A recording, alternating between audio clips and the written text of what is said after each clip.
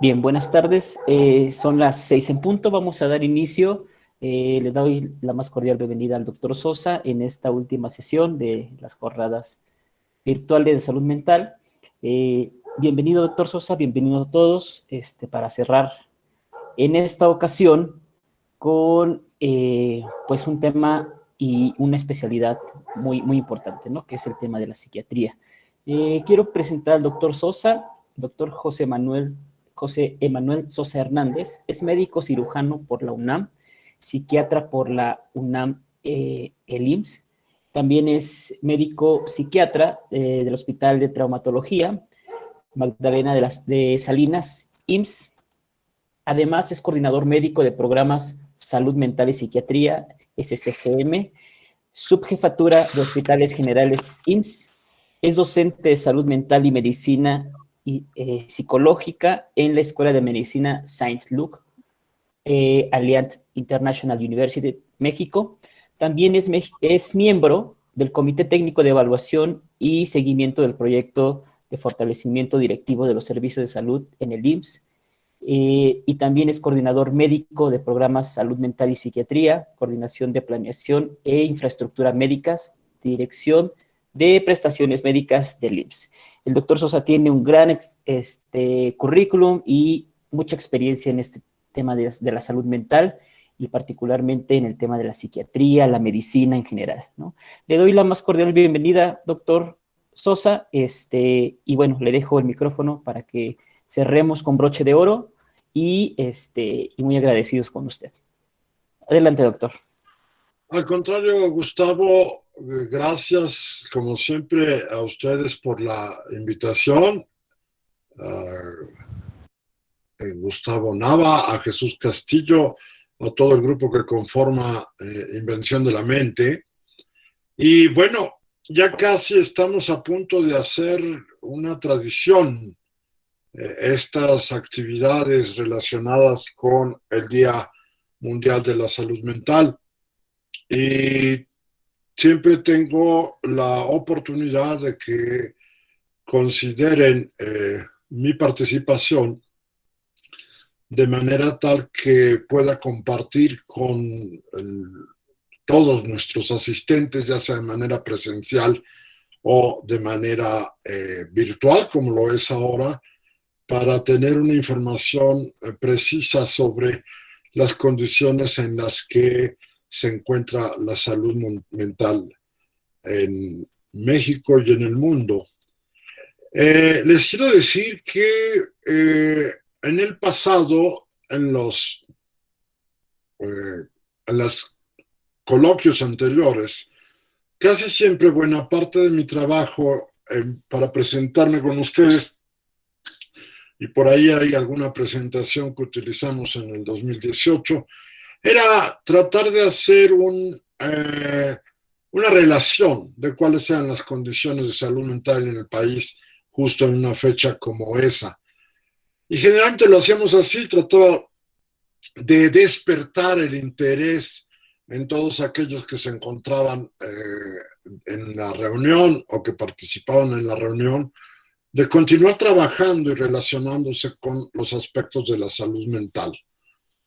Pero las condiciones han cambiado, la situación en la que nos encontramos ahora ha cambiado y muy atinadamente los organizadores me lo propusieron, pero ya me lo propusieron ya imaginado y ya planeado. El título de la charla hoy es diferente, no es como ha sido en las ocasiones anteriores hablar únicamente del estado de la salud mental en México, sino tratar de plantear cuál es el estado de la salud mental en una condición tan particular como la que nos está tocando vivir en la actualidad. Entonces, esto cambia la manera de proporcionar la información. Voy a dar algunas cifras como las que me he acostumbrado a darles siempre cuando platicamos de cuál es la situación de la salud mental en México y en el mundo. pero ahora se las voy a dar primero para saber a dónde estamos o a dónde estábamos todavía el año pasado, ¿sí? Y hacia dónde parece que vamos a partir de los siguientes años. La situación no es esperanzadora, la situación es más bien igual que en el área del sector salud, una situación crítica, ¿sí? Pero bueno, parece que no tenemos para dónde hacernos también desde el punto de vista de la salud, como desde el punto de vista de la salud mental. Entonces, quiero empezar con un marco teórico o histórico.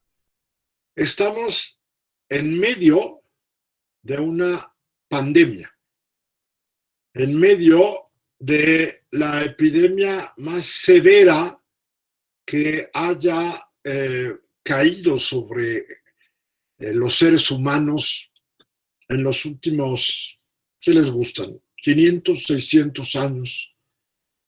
Y estamos en una situación que nunca, y mucho menos la mayor parte de ustedes que son jóvenes, nunca imaginamos que tuviéramos que estar presentes. Eso nos hace ver, como siempre lo hacemos desde el punto de vista humano y narcisista, plantear que esto nunca había pasado antes, estamos en una situación inédita, histórica, que no tiene antecedentes históricos suficientes. Y bueno, vamos a disminuir un poco esta situación y a plantear que ha habido otras epidemias en la historia de la humanidad, algunas de ellas tan graves proporcionalmente hablando, tan graves como la que estamos viviendo ahora. Y lo interesante de esas epidemias ha sido que siempre han servido para reflejar el comportamiento de los seres humanos en una condición tan amenazante. Siempre. Desde las epidemias de la época de los romanos, la peste antonina, las epidemias en la Edad Media, en la cual era muy clara el comportamiento de las poblaciones, no había tratamientos, la única forma de salvarse de la epidemia era huir de ella y, por supuesto, huir de los pacientes, huir de los enfermos. Y entonces las clases acomodadas, como siempre, podían hacerlo mejor y dejaban las ciudades abandonadas, huían de las ciudades y se iban hacia sus propiedades ubicadas en el campo, en las zonas rurales de los países, y ahí se quedaban hasta que la pandemia terminaba, hasta que la epidemia terminaba. O sea, se quedaban por meses o por muchos meses. Perdón. De manera que la población con menos recursos era la población que vivía la epidemia en las ciudades, la población que se contagiaba y la población que moría a consecuencia de la epidemia. Y las epidemias arrasaban con poblaciones enteras porque volvemos a lo mismo, no existían elementos para tratar la epidemia. Lo único que se podía hacer era recoger los muertos y a veces incinerarlos, ¿sí? Y nada más, y tratar de evitar el contagio alejándose de la mayor parte de los enfermos que circulaban por la ciudad. Así fueron varias de las epidemias históricamente más graves. Hay por ahí un documento que vale la pena leer, que precisamente plantea la historia del comportamiento, la historia de las epidemias y la historia del comportamiento humano en las epidemias. Y esa es la parte importante. No creo que nos dé mucho tiempo de explicar por qué la gente se comporta como se comporta ante una amenaza como esta. Desde el punto de vista simbólico y desde el punto de vista del significado, es muy interesante, y es muy interesante que esto se haya repetido hasta en la actualidad, de manera tal que buena parte de la conducta que observamos en los primeros episodios de esta pandemia, el ataque al personal de salud, es algo que siempre ha existido. Siempre las epidemias han estado relacionadas con el estigma del enfermo, pero en particular las epidemias de enfermedades infecciosas siempre han estado relacionadas con el otro. El temor básico, el miedo básico en las epidemias de este tipo es el contagio. Y en cuanto estamos cerca de alguien o en una circunstancia que nos permite contagiarnos, vamos a poner a la posible fuente de contagio lejos de nosotros, lo más lejos posible. Eso sucedió en México, en muchas partes del mundo, pero en México fue muy significativo porque eso sucedió con el personal de salud que fue agredido, estigmatizado, segregado, se le impidió vivir en su casa, se le impidió acercarse a su familia y se le mantuvo lejos, se le bañó de cloro, de alcohol. Afortunadamente las cosas no llegaron a mayores, pero si hubiera sido otra cosa, en otro nivel de epidemia, se le hubiera arrojado alcohol y se le hubiera prendido fuego, que era lo que se hacía con el paciente o con el enfermo o con el cadáver en las epidemias anteriores. Irnos hasta el siglo XV para hablar de esto no es nuestro punto, pero sí es mantenernos históricamente relacionados con las epidemias que se han producido en otras épocas de la historia del mundo. Vámonos un poco más acá, o vengamos un poco más hacia acá, con la epidemia que fue la típica antecesora de la epidemia en la que nos encontramos ahora, ¿sí? Que fue la epidemia de la influenza española, ¿sí? En 1918-1919. Por supuesto, la mayoría de ustedes es poco probable que tuvieran información sobre esa epidemia, que ni era española, y bueno, pudiéramos llamarle influenza, pero los virus productores de la epidemia de la influenza española, así se le conoce ya universalmente, una epidemia que se suscitó justo al terminar la Primera Guerra Mundial, que fue devastadora. Anoten el asunto de la guerra antes de la epidemia para que tengan una circunstancia histórica interesante.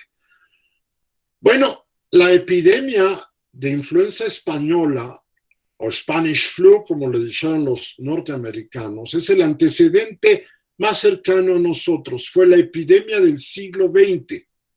Y nosotros estamos ahora con la epidemia del siglo XXI y aquellos que sean religiosos, bueno, aprovechen esa posición para tratar de que sea verdaderamente la única epidemia que les toque vivir a aquellos que en este momento son o millennials o jóvenes, etc. Porque seguramente al resto, a los que vivimos el siglo pasado, no en la epidemia, pero sí en la segunda mitad, no creo que nos vuelva a tocar ver algo como lo que está sucediendo ahora. Mis alumnos de primer año en la Escuela de Medicina son muchachos adolescentes, como todos los de primer año. Y ya no tuvimos oportunidad de vernos de manera presencial, pero los del ciclo anterior sí, porque terminamos el ciclo anterior con exámenes en línea, pero la mayor parte del curso la habíamos desarrollado presencialmente. Y se los decía, igual que se los digo a la mayoría de ustedes, principalmente a los más jóvenes, esta es su epidemia. Esta es la epidemia de este siglo y es, por supuesto, en números, la epidemia más impresionante, pero por dos razones sustantivas. Somos muchos más, las comunicaciones son completamente rápidas y cuando en 1918, 1919 costó trabajo, la epidemia también se repartió por todo el mundo, para llamarlo de algún modo, el mundo conocido, ¿sí? Y llegó a todas partes, incluido México. les quiero decir que, aunque no se identificará, hay documentos de la Secretaría de Salud en Puebla en 1918 recomendando 3 cosas principales: sana distancia, alejamiento de los enfermos y el uso de cubrebocas, de máscaras. Parece que es el término que más se utiliza ahora. Y además otros documentos interesantes. Yo les platico de manera personal de una experiencia que tiene que ver con el pueblo donde mi familia se avecindó muchos años, en Puebla, donde cuando se arregló el patio, el atrio de la iglesia principal, iba a haber un festejo y demás, a cambiar el patio completamente, levantaron el patio y resulta que se encontraron cientos de esqueletos y cientos de cadáveres que habían estado ahí y que fallecieron en la influenza de 1918-19, no cabían en los panteones y había que enterrarlos en áreas santificadas, en áreas religiosamente adecuadas, y por eso se quedaron en el atrio. Pero más recientemente, ya cercano a esta epidemia, en Huamantla, en Tlaxcala, todavía quedan restos arquitectónicos de los hornos crematorios que se utilizaban para disponer los cadáveres de los fallecidos en la influenza española de 1918-19. Y sin ánimo de ser dramático, les quiero decir que está bien descrito. La epidemia de influenza española empezó en 1918, pero la segunda ola se dio en 1919 y fue la ola con mayor número de contagios y mayor número de muertes. La epidemia de influenza española 18-19 se llevó en el episodio más de 50 millones de muertos en todo el mundo. O sea, con esto les da una idea de la magnitud de una circunstancia aquí. Y déjenme avanzar un poco más y llegar a los años 80 del siglo pasado para atender la otra epidemia que causó la inquietud y la zozobra de la población del mundo occidental en 1980-90. La epidemia de VIH y SIDA, que en un principio, aunque ustedes ya no se la plantean como una epidemia, fue una epidemia. Las personas y los grupos sociales se comportaron como una epidemia, estigmatizaron a los enfermos, los segregaron, con una circunstancia además histórica y mediáticamente importante. En la epidemia de VIH y SIDA se identificó quiénes eran los responsables del contagio de la epidemia, y eran los homosexuales.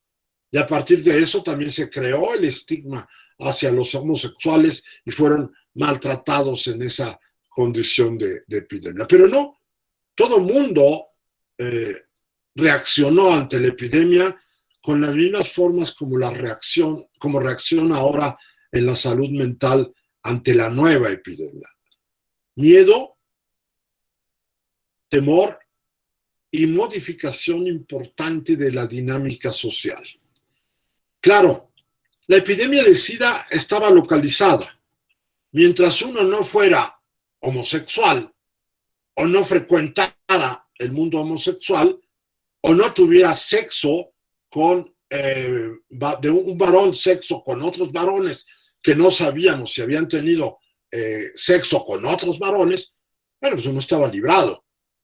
Para la Iglesia fue también tan interesante que la epidemia de SIDA fue una epidemia que impulsó mucho la fidelidad, la castidad y las relaciones con una sola pareja sexual.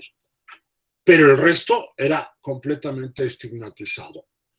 Ahora, eso es 1984, 1986. El SIDA se convierte en una enfermedad crónica, no es una enfermedad que se haya curado, pero es una enfermedad que se ha controlado y ahora no podemos hablar del miedo que nos produce la presencia de los pacientes seropositivos o de los pacientes que cursan con SIDA. Y no podemos hacerlo porque están controlados. La práctica médica ha llegado a la posición de mantener un control de los pacientes, de que incluso lleven una vida prácticamente normal en muchos sentidos y de que se puedan desarrollar de manera normal. Pero, y no estamos muy lejos, estamos a 35 años de esa época. Bueno, claro que hay que mencionar las otras epidemias producidas por SARS-CoV, o sea, por el virus de tipo del SARS-CoV-2, que es el que produce el COVID-19, pero estas epidemias empezaron en los primeros años de este siglo, alrededor de los años 2000, y principalmente fueron muy localizadas. Una epidemia en la zona asiática, en alguna distribución más o menos, pero hasta ahí, bueno, y lo veíamos y decíamos, bueno, es que esa fue una epidemia de los chinos y de los orientales. Los chinos siempre han aparecido, de un modo u otro. Pero nunca nada como la circunstancia en la que vivimos actualmente, en que se presenta una epidemia que nos lleva a trastornar completamente la dinámica social, la dinámica familiar y la economía del mundo. Y otra vez se aparecen los comportamientos relacionados con la epidemia, principalmente el temor, y su contraparte, su contrapropuesta, que es la actitud contestataria, la actitud rebelde, que en México y en buenas partes del mundo, pero en México fue muy ilustrada con la negativa a utilizar máscara, ¿sí? La negativa a ponerse cubrebocas, una negativa verdaderamente necia, absolutamente impresionante. Las propias autoridades que dicen que se encargan de esto en México negaban el valor del cubrebocas como de la máscara como una forma de luchar contra la epidemia. Y bueno, pues eso nos tiene donde nos tiene. Pero como no voy a hacer esta presentación una feria de ataques a las autoridades ni nada por el estilo, nada más sí es importante mencionar que los tres líderes mundiales que se opusieron constantemente al uso de máscaras para los pacientes y para la población en esta epidemia son los tres líderes de los países con el peor manejo de la epidemia en el mundo. Estados Unidos, con Donald Trump, que bueno, sigue haciendo tonterías. Brasil, con Jair Bolsonaro y los nuestros. ¿Sí? Entonces, esto nos da idea por qué la población no utilizó este tipo de cosas. Ahora, ya encuadrados en que no ha sido la única epidemia que ha atacado al mundo ni a la humanidad, sino ha habido otras, vamos a revisar algunos de los elementos con los que siempre calificamos cuál es el estado de la salud mental, y sobre cada uno de esos puntos iremos viendo cuál es la perspectiva a futuro. Si distribuyo adecuadamente el tiempo, la última parte la dedicaré a platicar de las expectativas que nos tienen sobre el futuro de la salud mental global y de la salud mental individual. La primera parte voy a compartir esa información que ya les platicaba que siempre hemos manejado en esta presentación. Son números y cifras. Si a alguien le interesa, si no hay inconveniente, pueden hacer preguntas y si no, anótenlas y trataré también de que tengamos yo supongo que es una parte importante de esta actividad, tengamos una sesión de preguntas y respuestas al final. Bien.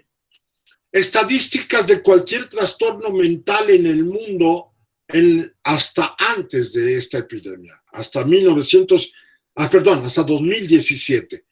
15.5%, pero hasta el 22% de la población tenía un trastorno mental no bien definido, simplemente era un trastorno mental como tal. Esto quiere decir, si 1.1 mil millones de personas tenían un padecimiento mental en el mundo entero. La distribución, 16% eran varones, 15% eran mujeres. Vamos con la que hasta hace poco tiempo era la reina de las enfermedades mentales y la causa más frecuente de consulta, tanto en las instituciones públicas como en la consulta privada, la depresión. Todos saben que la depresión, no la depre, y por favor, siempre insisto, cuando nos reunimos en este tipo de actividad, siempre insisto que no confundan depresión, trastorno depresivo mayor, con la depre, que es nada más tener un cambio temporal o transitorio de estado de ánimo. La depresión era el trastorno mental más frecuente, la depresión mayor, se podía ubicar entre el 4 y el 6% de la población mundial, y en algún momento de la historia, alrededor de este año 2017, 268 millones de personas en el mundo padecían depresión. En México, el porcentaje es similar en relación a la población. Tenemos mucha más depresión en las mujeres que en los hombres. Las feministas nos atacan mucho por eso y dicen que es un sesgo de género, pero en realidad sigue siendo así. Prácticamente las mujeres con depresión duplican el número de pacientes deprimidos, de modo tal que sigue siendo, ya no es la primera, pero sigue siendo el trastorno mental más frecuente. El siguiente, ahora sí, el primero, y desde hace poco tiempo para acá, desde hace un par de años y de manera mucho más clara desde el año pasado para acá, los trastornos de ansiedad. Los trastornos de ansiedad tienen una prevalencia que está entre el 2.5 y el 6.5 de la población. Hay alrededor de 275 millones de personas en el mundo con trastornos de ansiedad. Es más frecuente en las mujeres también, el 4.7, y es mucho menor, no mucho, pero es menor en los varones con el 3%. Y esto, que no está tomado de notas como tal, sino está tomado de la práctica diaria de la intercomunicación con mis colegas, les quiero decir que en el último año, antes de la pandemia, los trastornos de ansiedad habían rebasado a la depresión como la primera causa de consulta para nosotros en lo público o en lo privado. De aquí les adelanto, a futuro esperamos y estamos en la expectativa de que el trastorno depresivo mayor y la depresión crezcan de una manera extraordinaria después de la pandemia. Ya se los adelanté, ya no tenemos que regresar a este punto. ¿A qué trastornos del estado de ánimo me refiero? Algunos de ustedes, espero que no muchos, los conozcan porque los han vivido, pero dos grupos importantes y dos que han llevado consigo un desarrollo intenso en últimos tiempos. Trastorno de ansiedad generalizada, lo que comúnmente podríamos llamar como estrés, o estrés excesivo, o estrés tóxico, ¿sí? El estrés que sobrepasa nuestras capacidades habituales de confrontación con el estrés y nos hace terminar en enfermedades mentales y a veces enfermedades físicas. Y el trastorno de un episodio agudo de ansiedad, mejor conocido como ataques de pánico. Este trastorno de los ataques de pánico, les puedo decir que es el trastorno más frecuente en la consulta actualmente y se ha repartido de manera casi pareja entre las mujeres y los hombres. pero es lo que más atendemos de un año para acá antes de la pandemia. Trastorno bipolar. Todo el mundo ha oído hablar del trastorno bipolar, todo el mundo habla del trastorno bipolar, pero no todo el mundo dice lo que corresponde al trastorno bipolar. ¿A qué me refiero con esto? Trastorno bipolar no es estar de buenas en la mañana y de malas en la tarde. Trastorno bipolar no es gritarle a la esposa o a la novia o a la pareja porque las cosas no salieron bien y al rato querer estar romántico y muy a gusto. Trastorno bipolar es la segunda enfermedad mental más importante, ¿sí? Junto con la esquizofrenia. La segunda enfermedad más grave. Se puede confundir con el trastorno depresivo, se puede confundir con algún otro tipo de trastorno, pero es un enfoque muy claro de una enfermedad mental grave.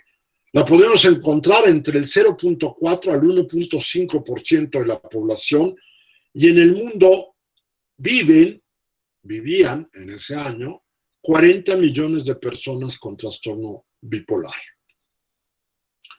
Por favor, mi petición aquí es que no le pongan el sobrenombre o el adjetivo de bipolar a cualquiera que les caiga bien, que les caiga mal y que les haya respondido mal en la mañana al saludar. O sea, hay que hacer bien el diagnóstico, es una enfermedad grave, es una enfermedad que debe ser tratada adecuadamente.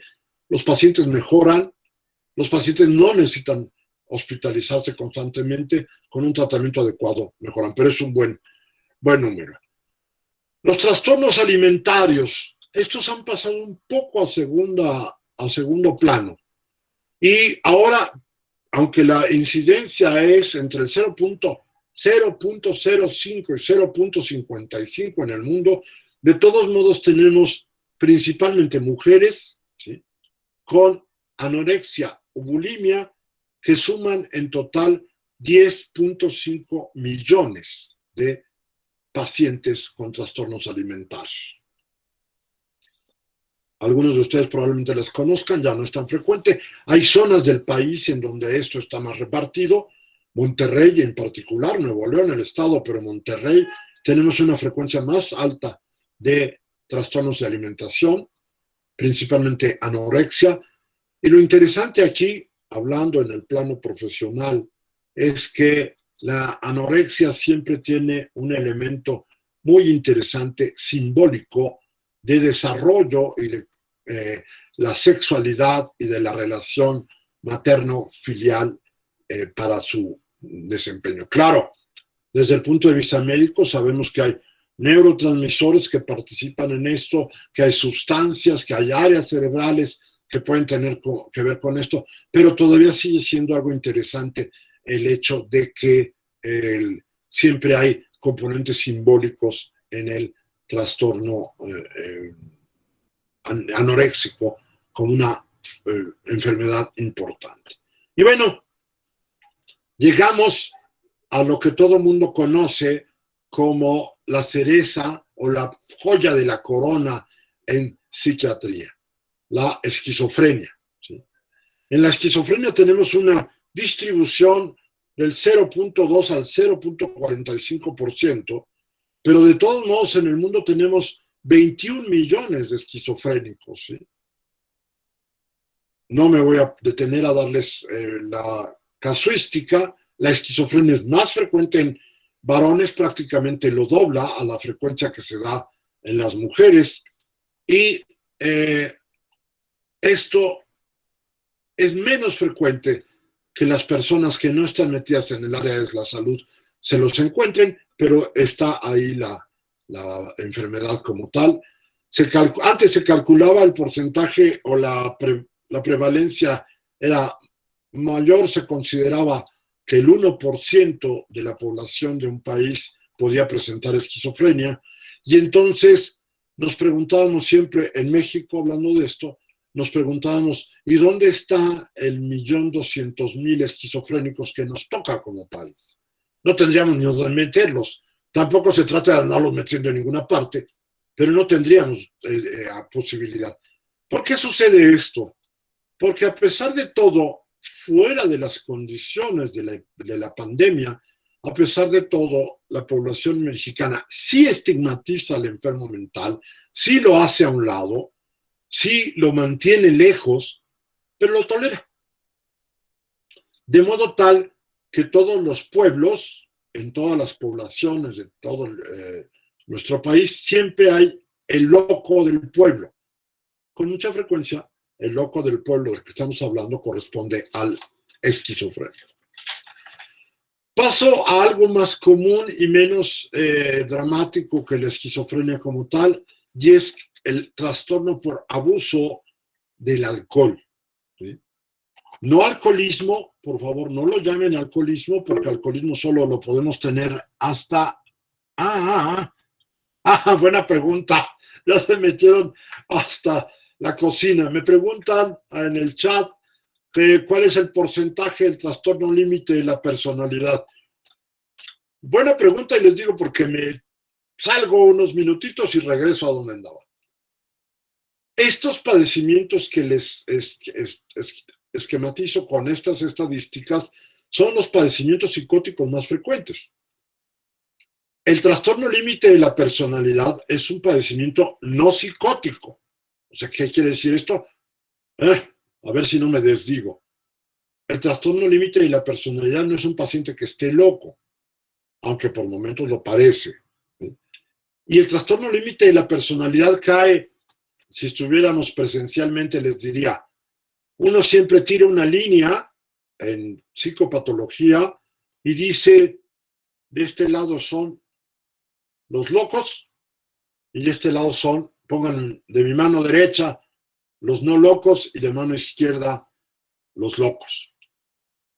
De los pacientes, de los padecimientos que hemos estado hablando son los de la mano izquierda, y el trastorno límite de la personalidad está del lado derecho.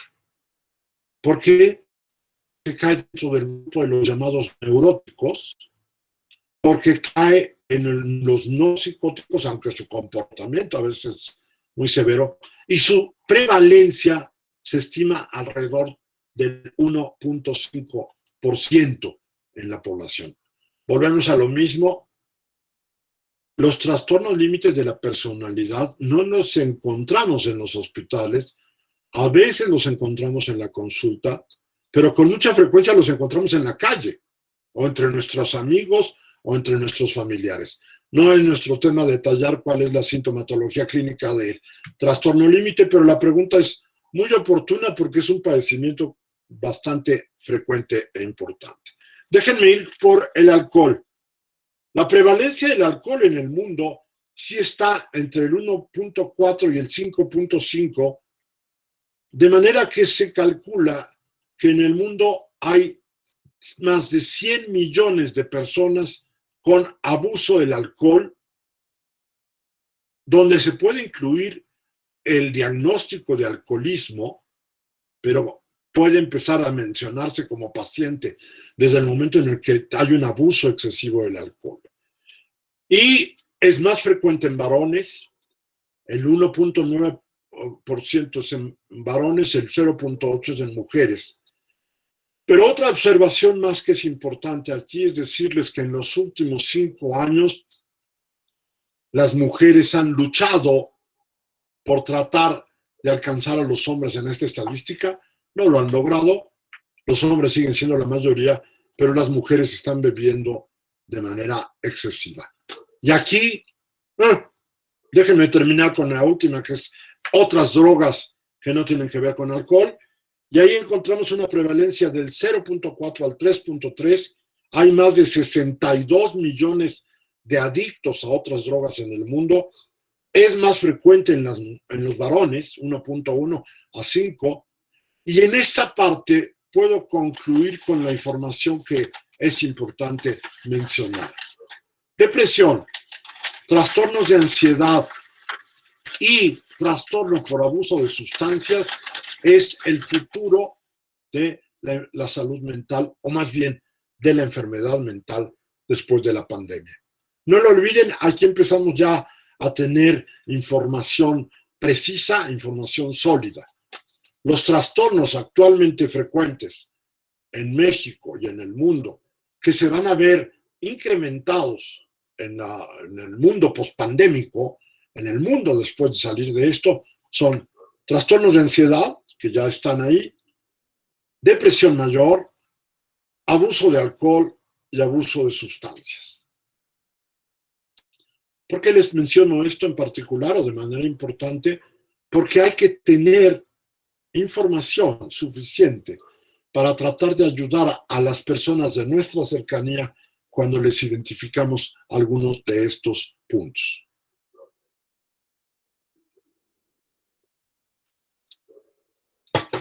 Para esta charla con ustedes, me di a la tarea de actualizar información. Tengo que reconocer además que esta información actualizada fue producto de las actividades, no de todos, de algunos de mis alumnos de la Escuela de Medicina, e hicieron un trabajo extraordinario, muy importante, con el cual yo comparto con ustedes esta información más o menos reciente. Déjenme ir con el tema en el que estábamos. Abuso de sustancias, trastorno por abuso de sustancias. En 2017 en México teníamos un 10.87% de la población. Saquen su calculadora, calculen la población de 120 millones, le sacan el 10.8%, y esa es la idea de lo que existía en 2017, pero también es la idea de lo que teníamos en lo que teníamos antes de la pandemia y lo que vamos a tener después de la pandemia. Trastornos de ansiedad, 3.83, cifras duras. Depresión, 3.77. Y esquizofrenia, 0.29. Les menciono particularmente la esquizofrenia porque o ha habido corrección de cifras, pero nosotros manejamos siempre el 1% como las causas de, como la frecuencia de esquizofrenia en nuestros pacientes, y ahora esa cifra ha sido reducida. Edad a la que es más probable en México, más bien primero en el mundo, de tener depresión mayor. ¿Quién es más fácil que tenga depresión mayor? Los ancianos, ¿sí? Las personas por arriba de 70 años o más tienen hasta el 6.24% de depresión en comparación. Adultos mayores, correcto, es el término adecuado. Nada más que, bueno, la edad, en la línea de cortes, los 70 años, casi duplica la prevalencia y va disminuyendo, pero resulta que tenemos depresión como una expresión importante hasta en niños de 10 a 14 años. Y déjenme adelantarles esta circunstancia de una manera específica. Esto nos ha llevado a tener en los últimos años el mayor porcentaje de niños, más bien, de suicidios en niños, cuando el siglo pasado esto era absolutamente inusual. Los 10 últimos años de este siglo, antes de la pandemia, la edad de los niños que se suicidaban bajó hasta los 12 años, lo cual es verdaderamente catastrófico. Tomando en cuenta la consideración, la manera como la pandemia va a golpear a las sociedades y a la familia, este es otro de las cifras que seguramente va a cambiar en el futuro. Por decirles algo, déjenme revisar alguna cifra. Entre los 30 o los 34 años, si tiene el 4% de posibilidades de tener depresión, ¿sí? Déjenme ir, un trastorno obsesivo. Ok.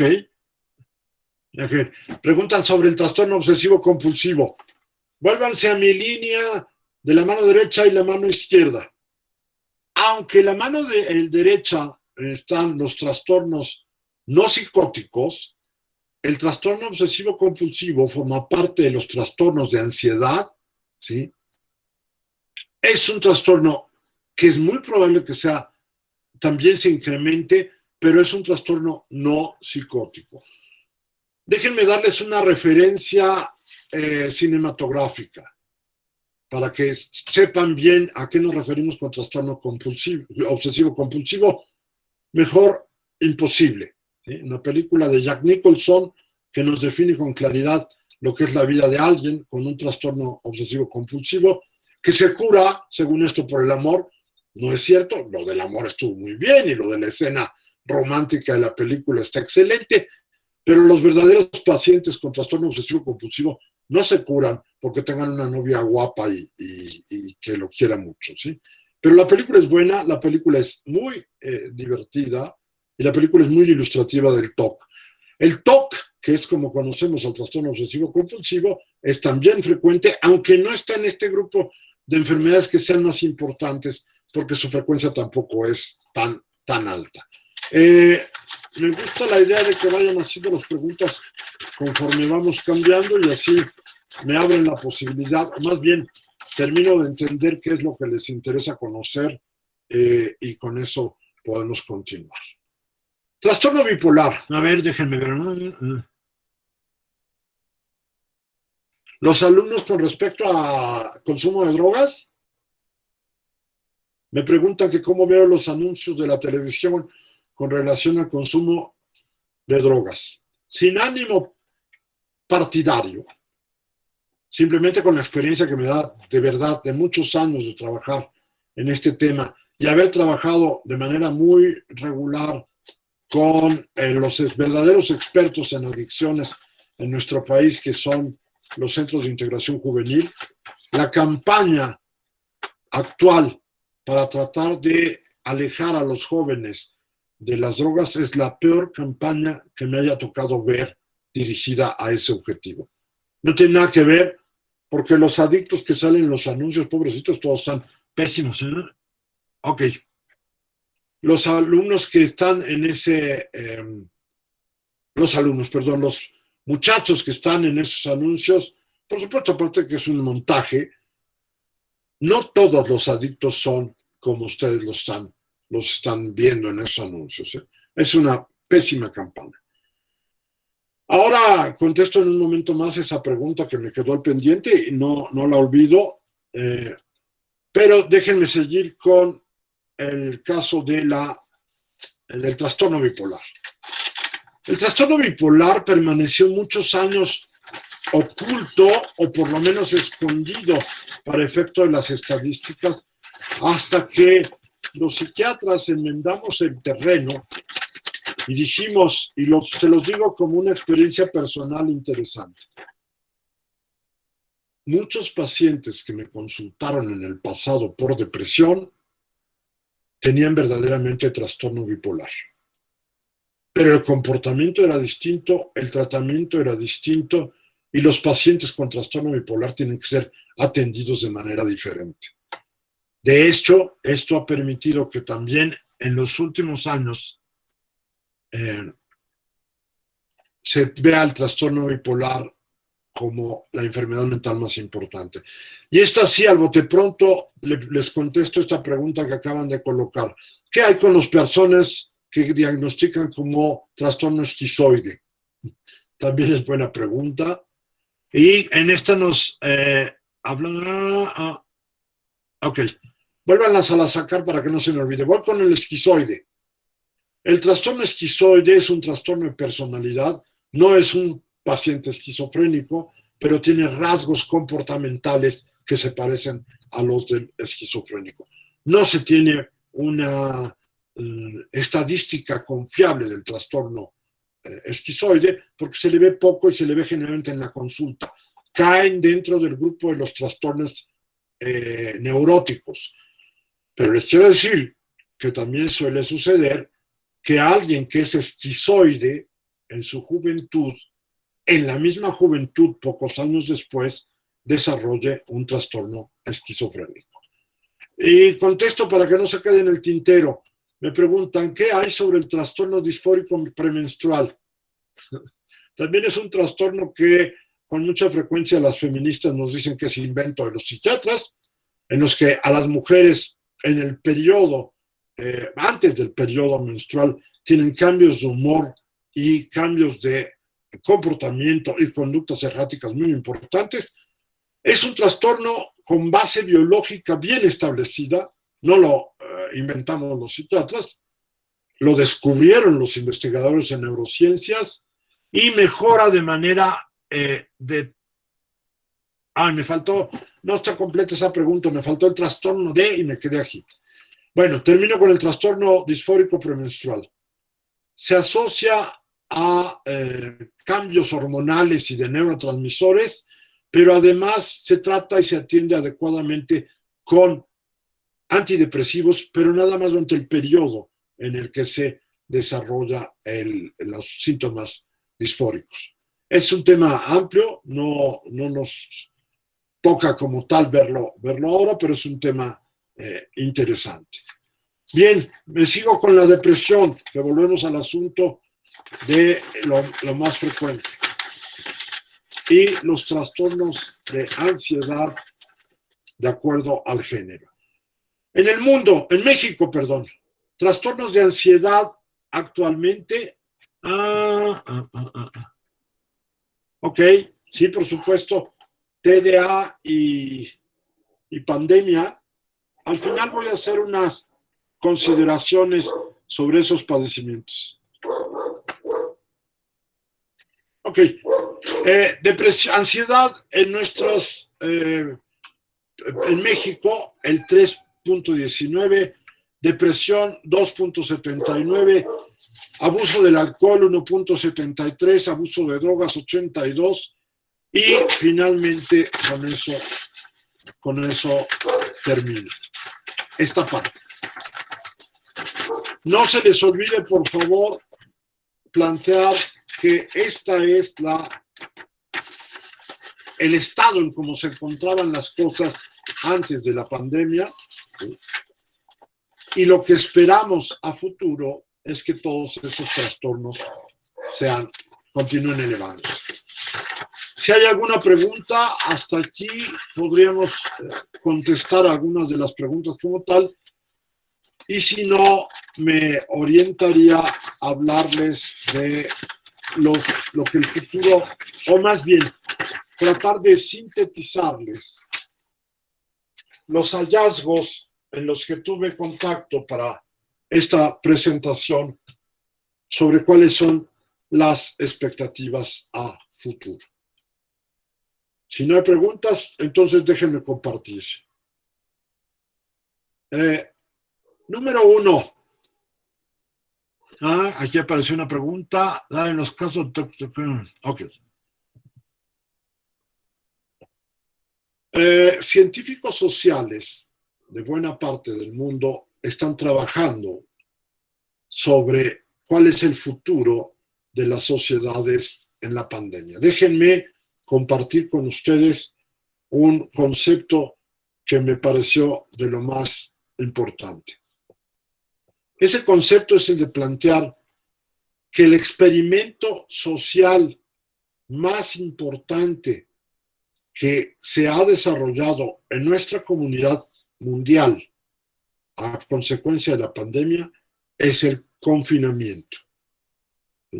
Es la cuarentena, pero yo prefiero utilizar el término confinamiento. En los lugares en los que se hizo adecuadamente, el confinamiento es la base psicosocial de las alteraciones. Ok, sí, es correcto, ahorita lo complemento. Es la base psicosocial del empeoramiento de la dinámica de las familias y de los grupos sociales. Dice uno de los investigadores que consulté que por eso ella trabaja en Bélgica, ella le da el concepto de que el confinamiento es el mayor experimento psicológico que se haya desarrollado en la población humana, ahora sí, en toda la historia. ¿Y por qué ahora es peor que antes? ¿O por qué ahora el confinamiento es peor que antes? Porque ahora lo conocemos, porque ahora lo sabemos y porque afortunadamente la tecnología nos permite que el confinamiento sea relativo. Pero el confinamiento ha alterado la dinámica familiar y la dinámica social y ha tirado por la borda, ¿sí?, la mayor parte de los elementos de equilibrio, los elementos de homeostasis emocional que se producían cuando estábamos en lo normal. También alguien de los investigadores con los que trabajé dice, es que ahora resulta que cuando estábamos peor, estábamos mejor. Y es real. El confinamiento ha sido y será a futuro la condición básica más grave para la salud mental colectiva y para la salud mental individual. Y con esta idea contesto varias preguntas de las que se hicieron hace unos minutos para partir de lo general a lo particular. La modificación de la dinámica de la relación entre las personas en las familias y en los grupos sociales por el confinamiento va a tener como perspectiva básica el empeoramiento de las enfermedades mentales existentes. Y es muy probable que tenga también como posibilidad el surgimiento o el debut de las enfermedades mentales que estuvieron ahí ocultas o larvadas y que el estrés del confinamiento propició. Y aquí me refiero, por supuesto, a esquizofrenia, trastorno bipolar con un poco más de dificultad, trastornos psicóticos, contesto la pregunta de hace un rato, y por supuesto los suicidios.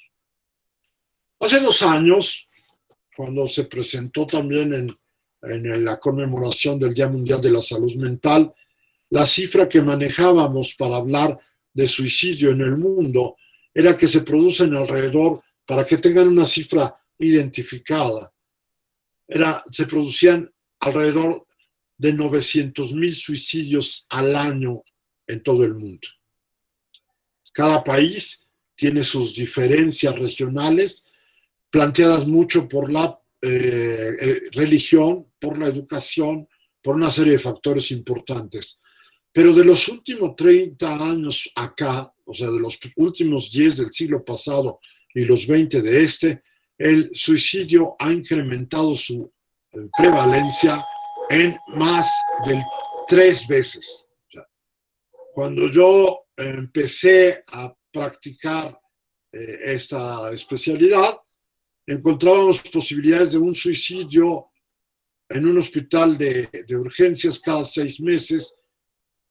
Era un hospital de traumatología, no era un hospital psiquiátrico. Y de repente hubo una época en los años 94, por ahí, en la que en un mes tuvimos todo lo que habíamos tenido en 6 meses. El suicidio, como manifestación de enfermedad mental, ya era grave en el pasado y tristemente suponemos que será más frecuente en el futuro. Quiero decirles, hay una herramienta que utilizamos para saber de los enfermos y le llamamos autopsia psicológica. La autopsia psicológica estudiamos la vida de las personas a través de sus familiares y de los recuerdos o de los que dejaron. Y la autopsia psicológica nos permite saber que en prácticamente el 90% de los pacientes que se suicidan hay antecedentes de una enfermedad mental como estas que les estoy mencionando en relación al suicidio. Abuso de sustancias, abuso de alcohol y suicidio son los antecedentes que esperamos más importantes para el futuro de la enfermedad mental a nivel del mundo y, por supuesto, a nivel de nuestro país. Déjenme ir a tocar lo que pasa. Bueno, me quedo con el grupo familiar. ¿Qué sucede? Las familias tienen una forma de relación, pero una forma de relación que compensaban con las relaciones sociales y con la convivencia con los miembros de otras familias. El confinamiento ha obligado a la convivencia forzada entre miembros de las familias que antes tenían posibilidades de equilibrio y que ahora no los tuvieron, hasta donde se formó el confinamiento. Y eso provoca más bien el segundo grupo de trastornos mentales más frecuentes secundarios a la pandemia. Disfunción familiar, familias que terminan siendo separadas o que se deshacen, y el más importante, pese a que torpemente las autoridades lo nieguen, violencia intrafamiliar y principalmente violencia de género.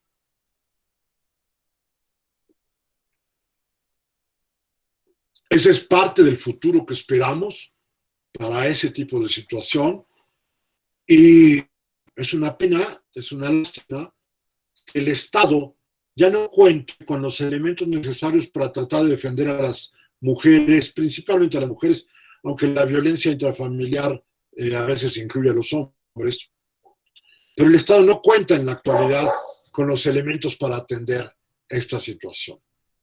¿Qué otro grupo es particularmente? Bueno, desde el punto de vista familiar y de la dinámica, ¿qué ha hecho la pandemia y el confinamiento que modifique las expresiones emocionales de las personas? El duelo. El duelo inacabado. El duelo, no digo como decimos comúnmente, el duelo no resuelto, si el duelo no emplazado. Se nos mueren personas cercanas, a muchas familias les ha pasado, y se mueren las personas cercanas, y la familia, tanto la cercana a veces como la familia extensa, no tiene posibilidades de llorar a sus muertos, de modo tal que eso trae de nueva cuenta una mayor carga de estrés psicológico y personal para la familia y de una distorsión del proceso de reparación de la salud mental de las poblaciones, como es los duelos bien establecidos. Y volvemos a la historia de las epidemias. Ecuador fue el mejor ejemplo en su momento porque tuvo muchas defunciones y buena parte de los fallecidos terminaban en la calle. Pero en México las cosas tampoco se hicieron tan bien. Cuando empezó a incrementarse el número de fallecidos, el paciente fallecía en un hospital y lo que sucedía es que el hospital llamaba al servicio funerario, el servicio funerario se llevaba al paciente, lo cremaba y le entregaban a la familia la urna con sus cenizas. Todo para evitar el contagio. ¿Sí? Y ahí de nuevo aparece social y personalmente el miedo al contagio como la razón más poderosa para hacer que el comportamiento de los grupos sociales cambie en una condición como esta que estamos viviendo. Esa falta de realización del duelo, en el caso de las familias que tienen fallecimientos, contribuye de manera muy importante también a una dinámica distorsionada. Segundo grupo importante en el que las enfermedades mentales se desarrollarán prácticamente sin duda, mi grupo de la primera línea de batalla. Todo el grupo del sector salud que se ha encargado de trabajar para atender a los pacientes con COVID-19 activo son personal de salud que no va a quedar sano desde el punto de vista de la salud mental después de haber vivido esta experiencia. ¿Cuál es el siguiente padecimiento que es muy probable que encontremos en el personal de salud después del haber sobrevivido a la pandemia, el trastorno por estrés postraumático y el síndrome de burnout, el agotamiento que lleva a buena parte del personal médico y paramédico. No estoy hablando nada más de médicos y enfermeras, estoy hablando de todo el personal que tiene que ver con la atención a la salud. Y de esa manera ese personal que ya se implementan acciones que tienen que ver con su atención, ya están establecidas, ese personal, si no se le atiende a través de acciones grupales de psicología y de protección psicológica, va a ser personal que termine muy dañado, muy lastimado y muy vulnerable a padecer enfermedades mentales más severas. No esquizofrenia, no psicosis, pero sí trastornos de ansiedad, depresión y con una mayor posibilidad incluso de suicidio. Para cerrar esta parte del personal médico, les quiero decir que también tenemos la enorme fortuna de ser el país en el que mayor número de personal de salud ha fallecido durante esta epidemia. O sea, también ahí tenemos graves defectos de gestión y de administración de los servicios de salud de nuestra pandemia, y esto nos ha llevado a tener esos honoríficos lugares de primero, segundo, cuarto, etcétera. El personal de salud, lo único, tengo varios compañeros fallecidos, aún no compañeros que atendieron COVID-19, pero bueno, por razones de edad y de condición, varios colegas se han ido en esta temporada.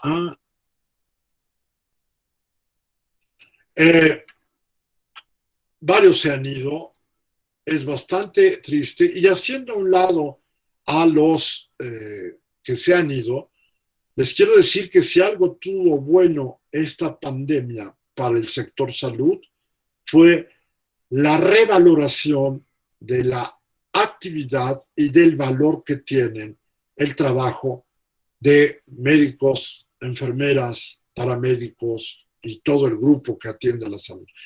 Al final de cuentas, después de que bañaron con cloro a las enfermeras o de que propagandísticamente se les abrieron los pinos para que se fueran a dormir y no fueran a su casa, haciendo a un lado que todo eso fue un performance, como ahora les gustan decir, el personal de salud ha sido revalorado por la población y ha sido replanteado que es el personal que ha contribuido a que esto no sea peor de lo que pudiera haber sido. No sabemos todavía en qué termine, pero por lo menos me parece que no pudiera ser peor.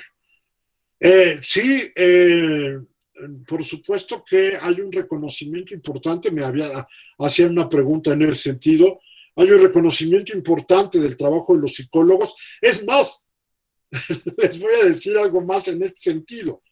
El trabajo de investigación y el trabajo de desarrollo más importante para atender a la población, para atender al personal de salud y para tratar de restañar las heridas emocionales que deje la pandemia en la población, es principalmente el trabajo de los psicólogos, ¿sí? Porque, bueno, nosotros seguimos estigmatizados, todavía tenemos el cucurucho de Merlín, ahora se llama neurociencias, pero estamos trabajando. No, nosotros somos los que vemos a los peores. No es así. Tratamos de cambiar esta imagen. Pero los psicólogos y los buenos psicólogos y los psicólogos capacitados tienen una mayor posibilidad de atender mejor a esta población. Alguien mencionó rápidamente en una de las preguntas tanatología. Bien, pues a eso me refiero. Justamente la manera como se gestionaron las defunciones de los pacientes y la manera como el miedo incrustado en toda la población nos ha impedido velar a nuestros muertos, esto también ha impedido la labor tanatológica. Todavía se hace, todavía se puede hacer, todavía se pueden hacer grupos a través de la tecnología, pero muchos muertos se han ido sin la despedida de sus familias. Y alguien puede decir, bueno, ¿qué importa que se hayan despedido? No, el factor importante aquí es precisamente que lo que conserva la cohesión social es justamente los mecanismos de relación que teníamos antes de la pandemia y del confinamiento, y que ya empezamos a tener de nueva cuenta. Por otras razones, la economía también es importante aquí, pero ya empezamos a relajarnos, ya empezamos a salir. Estamos rogándole al Señor el jueves anterior que ahora sí nos digan que vamos a pasar a semáforo amarillo. ¿Sí? Todo el mundo está planeando el súper reventón de cuando pasemos a semáforo verde. No es tanto por la cantidad de semáforos que podamos pasar, sino es la cantidad de la restauración de lo que esperamos que suceda cuando la pandemia termine. Déjenme unos minutos, les tomo unos minutos más para plantear otros elementos que los investigadores sociales plantean. Algunas personas dedicadas al estudio de los grupos sociales nos plantean que, hablando de las poblaciones de cada país, las condiciones que propició la pandemia son condiciones que permitirían estallidos sociales.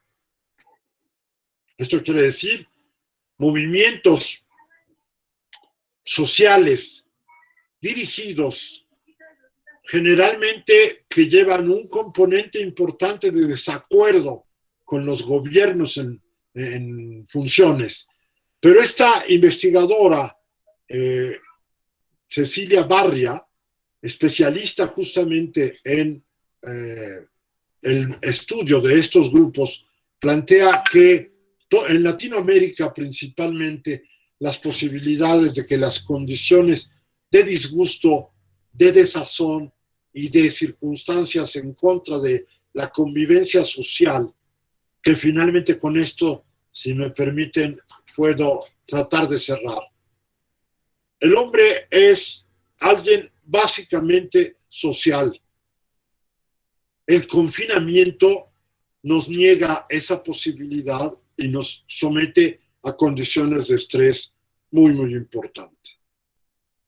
¿Qué nos queda como secuelas de la pandemia después de esta situación?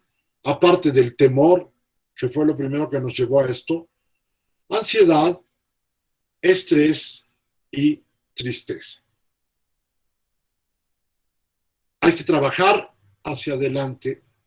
Hay documentos ya que voy a poner a disposición de mis compañeros de la invención de la mente, instrumentos de capacitación para saber qué hacer con los pacientes y con los grupos sociales y familiares cuando esto, o al menos las condiciones extremas de esta situación, terminen.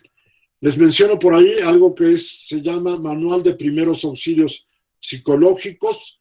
Hay como esto más, hace mucho tiempo algunos colegas de la Asociación Psiquiátrica Americana sacaron ya material dirigido a preparar a los psicólogos y a los psiquiatras también, por eso déjenme colocar allí en la lista, a prepararlos para la atención a la población y a las personas después de la pandemia. Estamos a unos minutos de concluir, para mí son 7:15. Si no hay inconveniente, Gustavo, yo creo que podríamos abrir algunas preguntas o algo más que quieran comentar para poder cerrar mi presentación. Sí, doctor. Voy a tratar de retomar unas preguntas que por ahí quedaron un tanto al aire, que aquí escribieron las personas. Por ejemplo, recupero la pregunta de Ana Karen Alfaro. ¿Las personas con TDAH pueden desarrollar otros padecimientos después del confinamiento? Esa es una no más, pero sí esperaríamos. Es una pregunta excelente. Por alguna razón, la preocupación por el TDA se ve en casi todos los grupos en los que tenemos actividad. Bueno, ¿qué es lo peor para un paciente joven con TDA? Imagínense, si alguien tiene la oportunidad de conocer a alguien con TDA, sabe que lo que hace siempre es moverse constantemente y estar en actividad constante. No hay nada peor para un chico, vamos a hablar de un niño con TDA, que el confinamiento. Ah, ok, me da mucho gusto. Por ahí está una de mis alumnas de el 1040 el año pasado en Saint Luc, y es un gusto saludarte. La otra cosa es, ¿qué pasa con los adultos con TDA? Porque los adultos con TDA existen, no se ponen locos como niñitos brincando por todos lados, pero por supuesto que también no hay nada peor para un adulto con TDA que el confinamiento. No se va a agravar la enfermedad, no va a empeorar, va a seguir ahí, pero el confinamiento les va a impedir las medidas estratégicas que utilizamos para impedir que el TDA sea más manifiesto. Me hicieron una pregunta que casi me permite tener una conclusión más. La pregunta es, ¿psicología debe ser un servicio de atención primaria necesario? Les contesto tácitamente, sí. En un país civilizado, en un país moderno, en un país con suficientes elementos para atender a la población, la atención psicológica es una atención necesaria. Concluyo un poco más. La atención psicológica post-pandemia es una necesidad absoluta. No estoy cierto que el Estado y que las autoridades responsables lo vayan a proporcionar. Pero si no atendemos a la población después del peor experimento social y psicológico que se haya desarrollado en el grupo humano a nivel mundial, no vamos a tener posibilidades de tener salud mental, ¿sí? Entonces, eso es sí, absoluto. Bueno, ahora todo sobra, nada se conserva, pero la respuesta es esa. Ok. ¿Alguien más? ¿Alguna otra pregunta, Gustavo? Te cedo el micrófono. Doctor, parece que ya están, la mayoría ya las abordó. Por ahí le siguen mandando saludos y están poniendo algunas. Buscar la resignificación desde el inicio, cura la fuente y todo lo demás se cura. Entiendo que tener algún trastorno mental aunado al confinamiento inevitablemente se genera un empeoramiento, justo porque como humanos nos encontramos confinados. O sea, la causa es el confinamiento, preguntan aquí. Correctamente de acuerdo, ¿eh? Es así. Lo que pasa es que además del empeoramiento de las patologías preexistentes, esperamos que se presenten masivamente trastornos que no conocíamos antes o que no identificábamos antes. Muy bien, pues parece que son todas las preguntas vertidas, doctor. Voy a prender aquí mi cámara para ir cerrando el evento e ir cerrando la sesión. Bueno, aquí está el Maestro Jesús, ya nos está acompañando.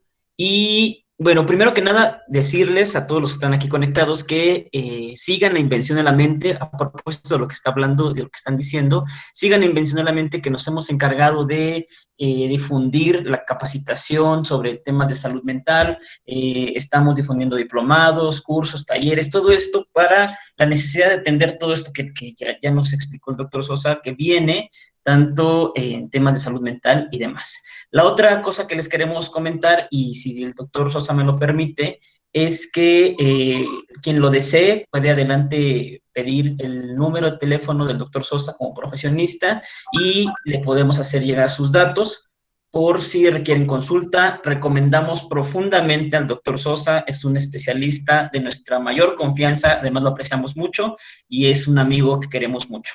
Los que deseen alguna consulta privada, algo ya más puntual del orden de lo privado con el doctor, pueden comunicarse con nosotros y con gusto, si el doctor nos lo permite, les pasamos el teléfono, correo Y más, pueden... perdón, Gustavo, y más sencillo tal vez, me pueden encontrar en Twitter con la cuenta @SosaJoseManuel, y en el correo del consultorio es saludmentalintegra@gmail.com. Con mucho gusto.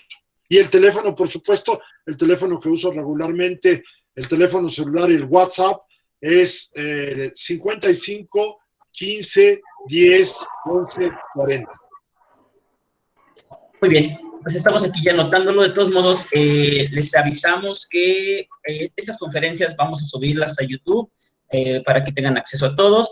Cuando les hagamos llegar sus constancias, les pasaremos los datos de los ponentes, de correos, para que tengan contactos con algunos de ellos. Pues sin más, doctor, queremos agradecerle profundamente, agradecer a todos los que se conectaron, e insisto, sigan la Invención de la Mente, el Instituto Politécnico Nacional. Seguimos trabajando en temas de salud mental, seguimos trabajando en cuestiones de política, en cuestiones sociales, ¿no? Ya los que nos siguieron desde la sesión 1 hasta esta, ya tienen un panorama general de lo que viene, de lo que está y de lo que hay que trabajar como ciudadanos, profesionistas y demás. Entonces, el canal de YouTube es Invención de la Mente, así nos pueden encontrar, como Invención de la Mente, y ahí vamos a estar subiendo los videos, en Facebook también. Todas las redes sociales se las haremos llegar vía correo cuando les enviemos su constancia, junto con los cursos que tenemos, todo el trabajo que tenemos con especialistas como el doctor Sosa, el doctor Gerardo Ábalos, la doctora Elena, la maestra Lidia, todos estos grandes profesionistas que nos acompañan, van a estar en otros eventos y nos acompañan en muchas partes de este trabajo que hacemos en conjunto. Pues, sin más, le dejo la palabra al maestro Jesús, profesor del Politécnico Nacional, y que hace posible estos encuentros, que hace posible la difusión de temas tan importantes como la salud mental. Y bueno, para que cierre con broche de oro también nuestro programa general de estas jornadas de salud mental de manera virtual. Y bueno, los que están en el diplomado, pues nos seguimos viendo en el diplomado, y los que no, esperamos verlos en otras actividades. Adelante, maestro. Amigos míos, muchas gracias a todos los que nos hicieron posible esta jornada de salud mental en este día tan especial para nosotros que nos dedicamos a estos temas.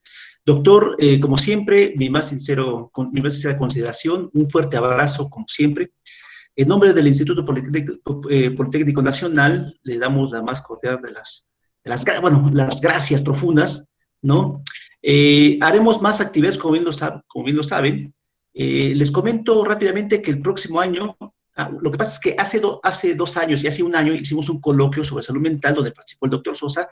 Hoy se generó solamente la jornada por motivos obvios, pero el próximo año, en octubre del próximo año, en el marco del Día Mundial de la Salud Mental, vamos a llevar a cabo un coloquio nacional donde invitaremos a muchas instituciones, evidentemente en el plano de todo el territorio nacional, y vamos a invitar a un país. Argentina ya está invitado, aceptó, y vamos a invitarlo. Bueno, estará presente todos los que han visto, los ponentes que han visto anteriormente, el doctor Sosa coronando también, por supuesto, este coloquio. Y bueno, no me resta más que decirles a todos muchas gracias. Fue una jornada muy larga, ¿no? Estuvimos desde temprano, todos ustedes también, les agradezco mucho. El doctor Sosa está dando un módulo del diplomado sobre teoría y práctica psicoanalítica, rehabilitación neuropsicológica y farmacología. Es un módulo de farmacología para aquellos que les interese, acaba de empezar. Y el próximo noviembre, cuando acabe el módulo del doctor Sosa, habrá un módulo llamado neurociencias, por si les interesa también participar. En fin, amigos míos, con ello me despido. Muchas gracias, Gustavo, como siempre, muchas gracias. El profesor Humberto, que aquí se encuentra también, del Politécnico Nacional. Carlitos, también colaborador entusiasta en este proyecto. Y a todos ustedes, amigos míos, les deseo todo lo mejor. Muchas gracias. Y bueno, por supuesto, que no se trata de, vamos, locos todos, ¿no? Pero bueno, hay locos poéticos, hay locos funcionales, ¿no? Y hay chiflados, pero hay hay quienes podemos hacer de la locura, digamos, una fuente seria de inspiración, y en donde podemos de alguna manera lograr lo mejor posible con esto que hemos dado en llamar como nosotros los locos, ¿no? Mucho haremos con esta locura. Gracias, Jesús. Hasta luego. Nos seguimos viendo. Muchas gracias, doctor. Nos estamos viendo. Hasta pronto todos y muchas gracias. Hasta luego. Estén bien, síganos redes sociales, Invención de la Mente, IMAC, por ahí andamos. Y buenas noches a todos, que tengan un excelente fin de semana. Hasta luego. Gracias.